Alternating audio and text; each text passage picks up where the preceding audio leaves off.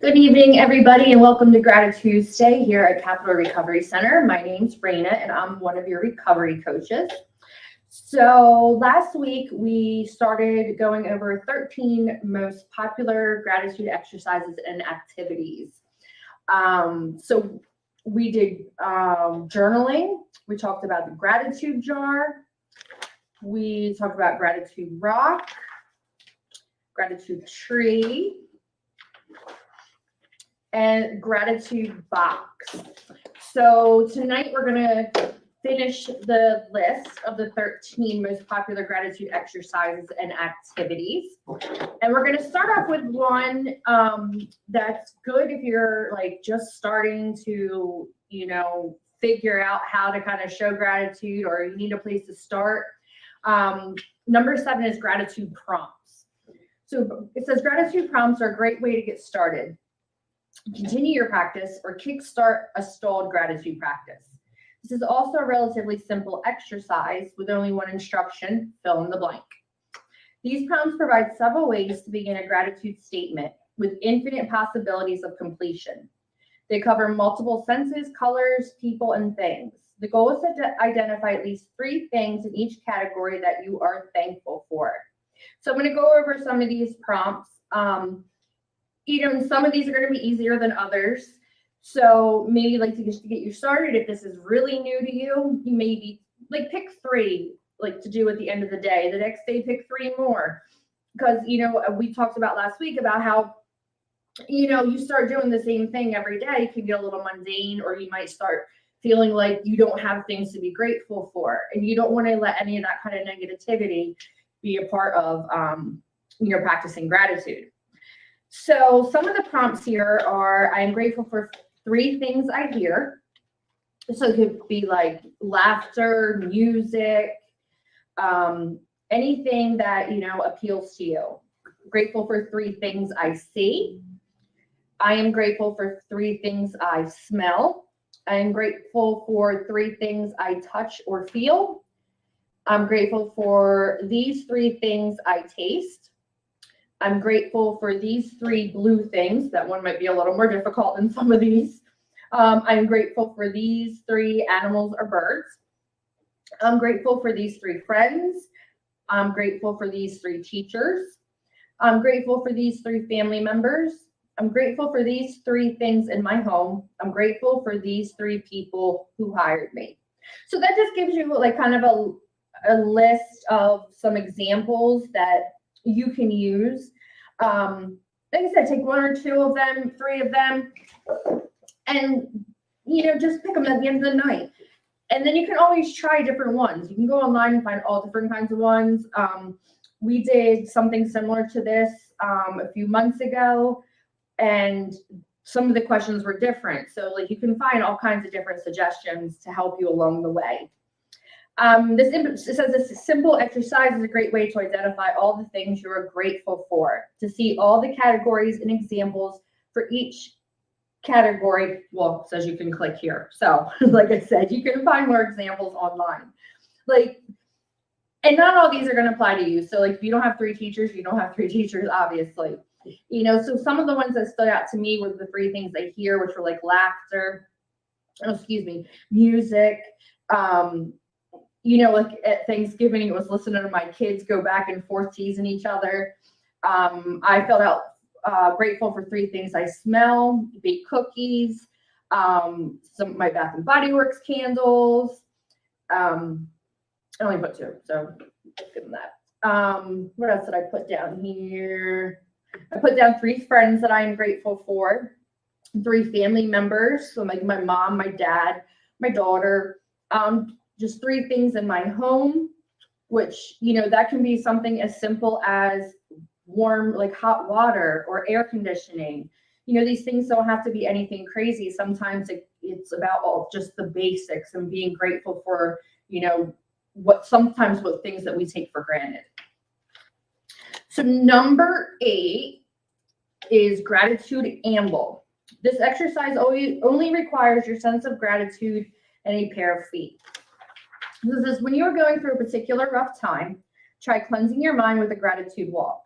Just as a combination of meditation and gratitude can combat stress or increase feelings of well-being, walking with a gratitude focal point can offer the same remedy. Walking is therapeutic in itself. It has health benefits like increased endorphins that decrease stress, increased heart health and circulation in the body, decreased lethargy, and decreases in blood pressure. Couple this activity with a grateful state of mind, and you are bound to nurture a positive mind and body. The goal of the gratitude walk is to observe the things you see around you as you walk. Take it all in. Beware of nature, the colors of the trees, the sounds the birds make, and the smell of plants. Notice how your feet feel when you step onto the ground. The effects are more potent when you can enjoy a gratitude walk with your partner or a friend. In this way, you can show them an appreciation for being able to spend the time walking together. And something I take away from this is it talks about, noticing the things around you. So this is one of those things where you got to leave your phone at home or stick it in your back pocket, something where you're not distracted. It's all about taking in your surroundings and the nature and, appreciating those things on the walk. I like to do this sometimes, especially like in the evening. I can walk right down the street from my house and there's this little dock and I sit there right on the river. It's quiet, it's peaceful, and it's just a great way to decompress. Number 9 is gratitude reflection. Reflection is an important part of mindfulness, meditation, and the cultivation of a sense of self-awareness. These practices can lead to an enhanced sense of well-being, among other benefits, although enhanced well-being is enough of a benefit for most of us. To practice gratitude reflection, follow these steps. So first, settle into relaxed posture. Take a few deep, calming breaths to relax and center. Let your awareness move to your immediate environment, all the things you can smell, taste, touch, see, hear. Say to yourself, for this, I am grateful. 2, next, bring to mind those people in your life to whom you are close. Your friends, family, partner. Say to yourself, for this, I am grateful. Next, turn your attention onto yourself. You are a unique individual blessed with imagination, the ability to communicate, to learn from the past and plan for the future, to overcome any pain you may be experiencing. Say to yourself, for this, I am grateful. Finally, rest in the realization that life is a precious gift, that you have been born into a period of immense prosperity, that you have the gifts of health, culture, and access to spiritual teachings. Say to yourself, for this, I am grateful. Number 10 is a gratitude flower. So the gratitude flower is similar to the gratitude tree, except that instead of creating leaves of gratitude, we create flower petals of gratitude. So it says start by cutting out a circle from colored paper. Yellow is the most popular color for this piece since it will be the center of the flower. On the circle, write things I'm thankful for. Or write your name or family name, or even an overarching thing that you're grateful for, i.e. my family, etc. Next, use a template or freehand cut to create flower petals. You can use several different colors of a bright and vibrant flower or the same color for a more uniform looking flower. On the petals, write down things you're grateful for. These can be things like the sunny weather, having wonderful parents, or promotion at work. Glue or tape these petals onto the center to create a flower. This would be something interesting too to kind of go along with the prompts. You could do like a little gratitude garden. Take the center of each one and say, thankful for the things I see, one could be the things you smell, one could be family members, one could be things in my home, and then do the petals for each of those different ones. Start to tie in some of these different things and make them your own. Number 11 is the gratitude letter or email or visit. This might be the most powerful gratitude exercise. Write a handwritten letter to a person you're particularly grateful to have in your life. Be detailed. Express all the wonderful qualities about this person and how they personally have affected your life for the better. If you have the time, personally deliver this letter to the person yourself. Do it unexpectedly. Your level of gratitude should skyrocket as you observe the bliss the receiver gets from your generous act. It will probably be one of the greatest gifts you will ever receive.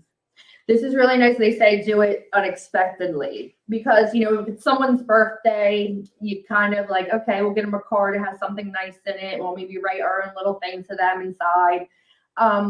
But to do it when there's nothing going on and for no reason just makes the effect of the gratitude like so much more.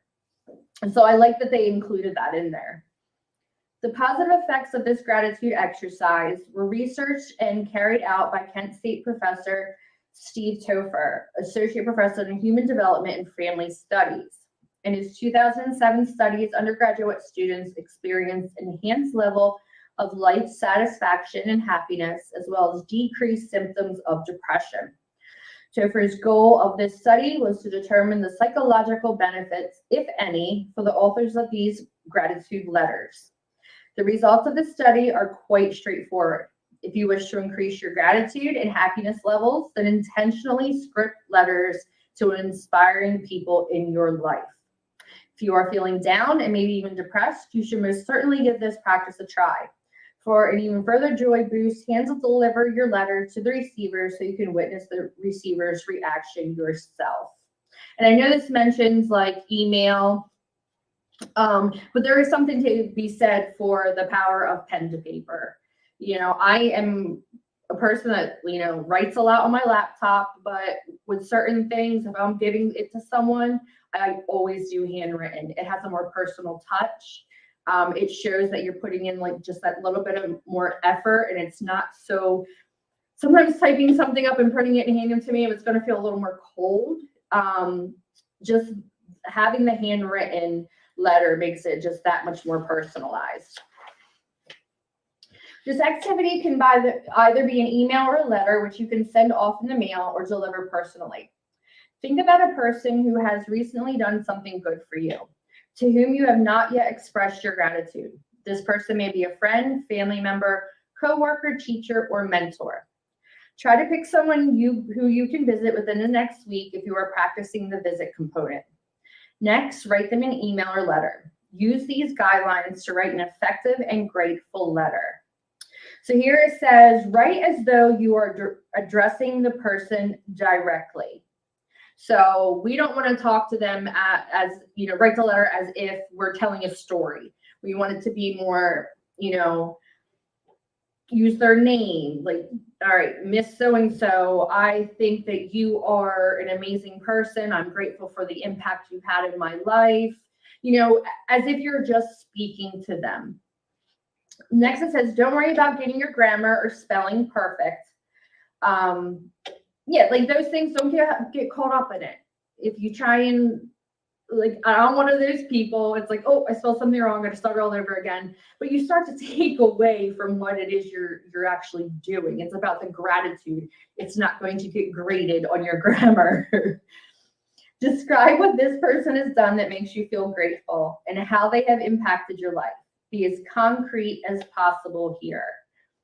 Describe what you are doing in life now and how frequently you remember their act of kindness or generosity. So the more personalized this letter is, the more impact it's going to have. So we talk about personalizing it in your handwriting, making it directed at the person as though you were speaking to them. And then, showing details, listing examples of how they've impacted your life for the better and what exactly it is that you are grateful for instead of a general concept. And then it just says to try and keep your letter to about 300 words or so. You don't want to go too long and you start writing them a novel, it could start to lose its impact. Just simple, direct, and you'll get the feeling and the point across that you wanted to do. So it says if you're writing an email or letter to be mailed, Go through the letter to make sure it is clear and you get the intended message across. Hit the send button or drop it in a mailbox. If you are delivering your letter in person via a gratitude visit, here are some steps you can take. Plan a visit with the recipient. Let him or her know you would like to meet with them to share something, but be vague about what you have to share. When you meet this person, let them know that you are grateful and that you would like to read them a letter you wrote expressing your gratitude. Ask that he or she does not interrupt you until you are done reading the letter.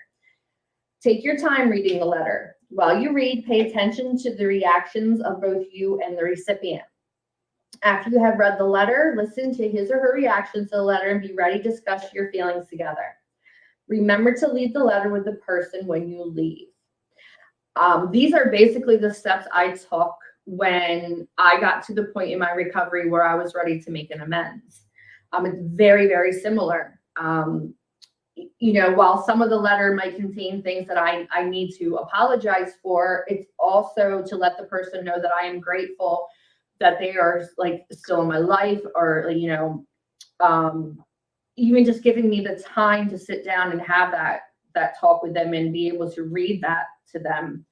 And I did this probably one of the most impactful one I did was with my cousin, and it was last year's Thanksgiving, I believe. And she was already going to be at the house, so because it'd be a little uncomfortable to kind of be like, hey, can you just come over? So I took the opportunity when we were all together, and I took her aside, and I had written this letter, and I got really nervous and wanted to just hand it to her and like run away, but I took the time to read it. And as I was reading it, I was trying not to cry. I did really good until the very end. And when I looked up, she had tears in her eyes, and all she did was lean forward and hug me. And it was just such a powerful moment between the two of us. Like you could feel some of that tension just like being released, and like her reaction to what the things that I was saying and being accepting of it, and like telling me that she is just so grateful that I found recovery and I'm able to be, someone to her that is supportive and not taking advantage.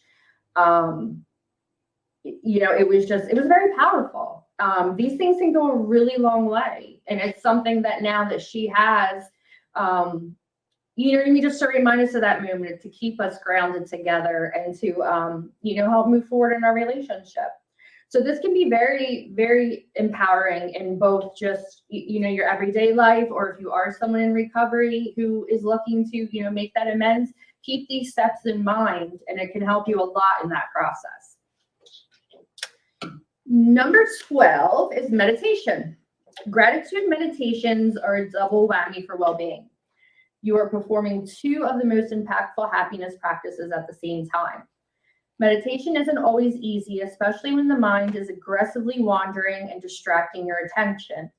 But if you practice this kind of meditation consistently, be prepared to experience incredible upgrades in gratitude and joy. Unlike a normal meditation, where intentionally become aware of your breath and keep your mind clear.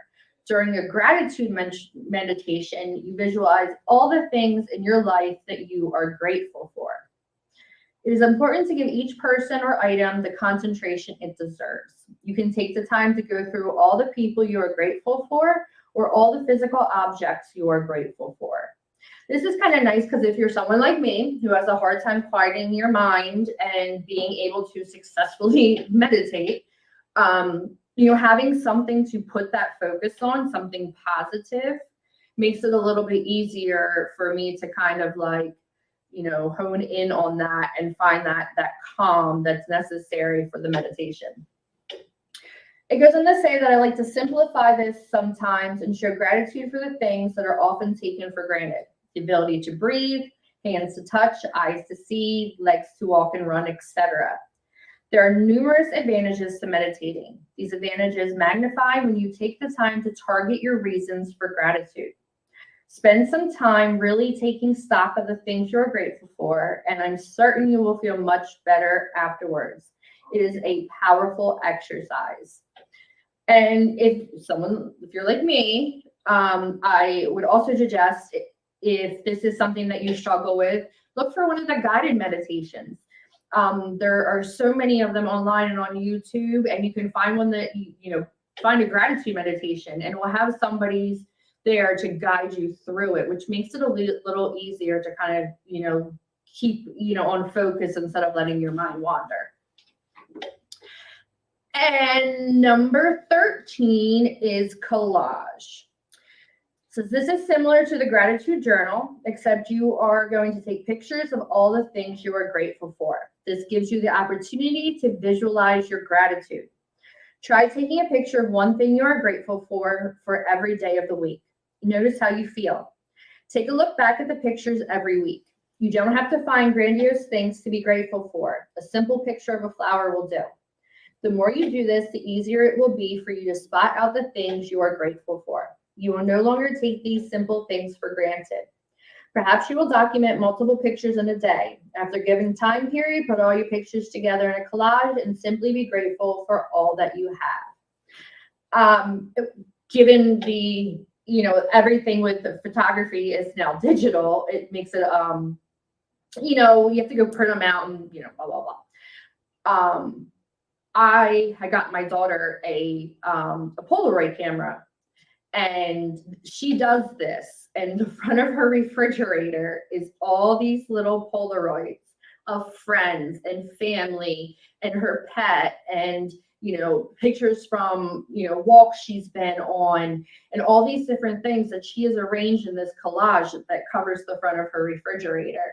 It's a really neat concept. So it's not like you don't have to just put it on a poster board or do something like that. You can be creative with it. And having one of those Polaroids is so amazing because you're capturing the moment in the moment and holding it right there while you're, observing something that you are grateful for, and that you can physically have, later on to kind of look at and reflect on. So that is the second half of our gratitude exercises tonight. If you are interested in doing any of these or coming into the center and doing some of these projects with us, we would love to have you. Every Tuesday at 6 o'clock, you can join us here and be part of our Gratitude Tuesday. Thank you, everyone.